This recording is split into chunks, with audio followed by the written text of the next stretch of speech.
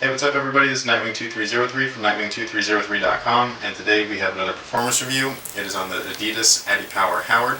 So, without wasting too much of your time, let's get right into it.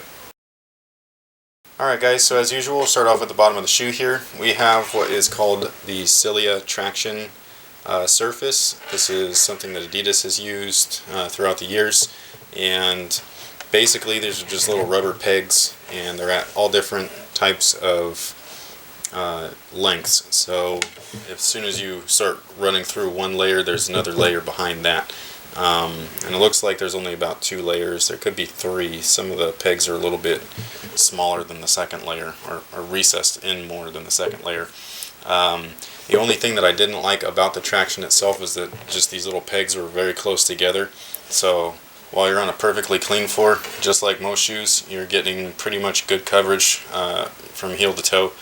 But with a dusty floor, the dust really cakes and clogs up these little areas, and being that it is a translucent outsole on top of that, you're really not getting much traction throughout. So as a guard, I know that these aren't guard shoes, but as a guard, when I would make my cuts, going off of crossovers, pushing off, things like that, there would be some hesitation with my movements due to the foot. As soon as it was planted, it would slip just a little bit, so it just kind of throws you off a little bit when your foot moves from underneath your feet. It does catch itself because there are all those little pegs, but it's just something to where it just slows down your reaction time just a little bit. So traction overall, I thought it was pretty darn good. Depending on court conditions, which is becoming increasingly popular at this point with most shoes. So, dusty floors and things like that are really not the ideal source of traction. So hopefully you guys play on clean gyms. Luckily I play on a clean gym and a dirty gym just to kind of really gauge the traction, whether it's dirty or not. So some traction surfaces do actually hold up very well on both types of conditions, which is nice. So those are the shoes that get a higher grade in the traction category. So as far as cushion is concerned, basically you have a full-length foam midsole. It's the EVA injected foam. Cushion, to me, it was a hit or miss in most areas when you're striking your foot down. On the instep here, the entire medial side, it's very, very cushioned, and you can feel it quite a bit, especially when you're pushing off in that direction. However, when you are transitioning from heel to toe, it felt a little bit clunky, and it didn't feel like it was compressing as great as it could have, or as much as I've experienced with previous Adidas products. Most of that, I think, has to do with their torsion system that they have right in here. This torsion plate actually is from the midfoot, and then it also extends a little bit up to the lateral side in the forefoot and the heel. So basically everything right here, this is all that. It's kind of plasticky, or like a really thick rubber. So that just kind of hindered the compression just a little bit when you were going from heel to toe. And for someone like me, where I'm moving in all angles and all of that stuff, I definitely felt the difference between something like this and something that has absolutely nothing blocking it or hindering the compression, such as their adizero Rose line. So that was something to where it was okay. It wasn't the best that I've had, but it was definitely good enough. And then I think that something that would have helped is the insole itself. They labeled this, from what I've seen, as a PU insole, which I don't think it is. This has a totally different feel to it. This feels more like kind of like a foam, whereas the PU insoles are polyurethane, and they just take a lot more impact absorption versus something like this. So I could have easily have swapped this out for a PU insole, which would have been perfectly fine. It probably would have helped quite a bit, but I didn't. And so I personally didn't like this too much, but this is an easy fix. As we've seen in previous videos with insole swaps, you can pretty much customize a shoe's fit, function, cushion, and all that stuff based on the insole that you need or want. So, but that's pretty much what it came with. And so, cushion wasn't perfect, but it was decent. So as far as the material and the fit is concerned, basically you have a full-on synthetic upper. It's comprised of synthetic leather as well as like a plastic. This is full-on plastic on the lateral side, and then the medial you just have the little 3 stripes right here, which are supposed to be for a little bit extra support. So I believe that this is just a type of sprint skin here, and I actually really like this as far as its durability goes and its maneuverability. It's pretty flexible and all that stuff. I thought that the synthetic leather that they used was very flexible, which I really liked. It definitely shows creases, so if you're trying to avoid that, you might want to skip out on these, but it allowed for a decent flex, especially being that it covers a majority of the forefoot. Usually if you have that much material covering the forefoot without a break and you start to flex it, you can kind of feel that pinch and push into your toes and things like that. You actually don't have that with these, which is great. As far as the fit is concerned, these shoes just feel very, very plush.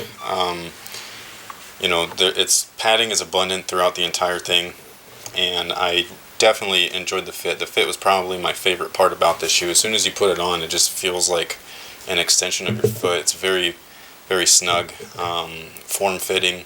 It moves with you, and I definitely like that. As far as the lockdown is concerned, being that the forefoot's so flexible, you didn't have really any issues here. There's no dead space or anything like that. It's, you know, flexible, so it moves with your foot strikes. The lacing system worked perfectly fine.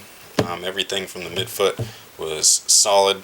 Everything was supportive, and due to the sprint skin that's on the lateral side, it's definitely going to last quite a long time. There was no issues with materials getting, you know, too soft and things like that during the games. The upper area here is pretty high. It's made for a center and a power forward, so, you know, bigger guys, so they kind of want or need this. You have quite a bit of padding in the collar lining and in the heel, which I definitely like. And then you also have a heel cup this is embedded, so you can't see it, but it is in there. So heel lockdown was probably one of the best that I've had in quite some time. As far as I don't want to call these a basic shoe, but it's fairly basic, especially at their price point now. They used to retail at $100. Now they're about $69 or less, depending on where you go. So for all of that stuff considered, you know, this is definitely a good thing for the shoe's fit, because it was just very, very comfortable from beginning to end, and it was very, very nice. So you have ventilation pretty much throughout the entire shoe. You have the sprint skin, which is perforated. You have perforations along the toe, as well as the medial side and the top area of the collar. And then you can't see it, but the tongue has mesh, and then there's also perforation holes within that underneath the mesh layer. With all of that said, the breathability just wasn't great, and you know, the perforations have a lot of lining on the interior because it's so nicely snug to your foot, good padding, things like that. So a lot of the airflow that you would get is kind of blocked. It wasn't horrible, but, you know, just something to note. And as far as the sprint skin goes, there's just a lot of extra space within all of these little squares here that still have rubber. So if they would have kind of cut those out a little bit more clean to where it was just the lines and nothing within the little squares that they have in there, hopefully you'll be able to see that. But basically, if they would have done that, it would have had a little bit more airflow, especially on that side. And I would have preferred to have had sprint skin on both sides, because this side right here was definitely the side where you can feel that there's just a lot of air restriction, versus this side, which is definitely better than the minor perforations that they have throughout the synthetic leather. As far as support is concerned, you have, as I said earlier, an embedded TPU heel cup right here, and that definitely helps keep that lockdown and your heel stable. And then you have the torsion system as well.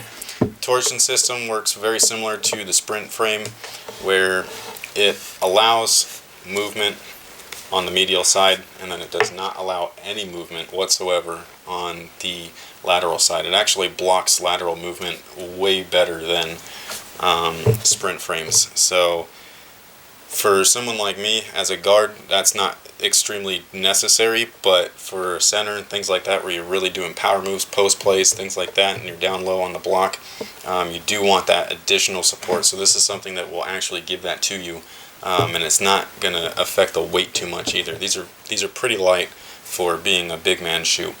So as far as the medial movement goes, it is definitely less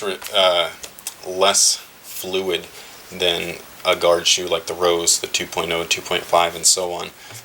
So you do have flexibility on the medial side, but you just don't have as much as you would get in a guard shoe. So this definitely is a good shoe catered specifically towards larger players. Alright guys, so that pretty much takes care of the review on the adiPower Howard. This is definitely a good shoe, especially given that it's about 50% off of its original price at this point in time. The only thing, obviously, is that this is definitely geared towards power forwards and centers versus the adiPower Howard 2s, which review will be up pretty soon. If you want additional information on those, go to my site, nightwing2303.com, and there's quite a bit of information up on those currently right now. But basically, the adiPower Howard 2 can fit anywhere from a point guard all the way up to a center, whereas these right here are really for centers, power forwards, and things like that. So it really depends on what you're looking for exactly, but that's why I try to do my best to go through all of the categories, rate them accordingly, and things like that, so that you can choose what you need based off of the rating scale. So like cushion, if that's a 10 out of 10 and cushion's most important for you, then you're going to want to kind of go off of that, and so on. So thank you guys for all your support. Thanks for watching, and until next time guys, have a good one.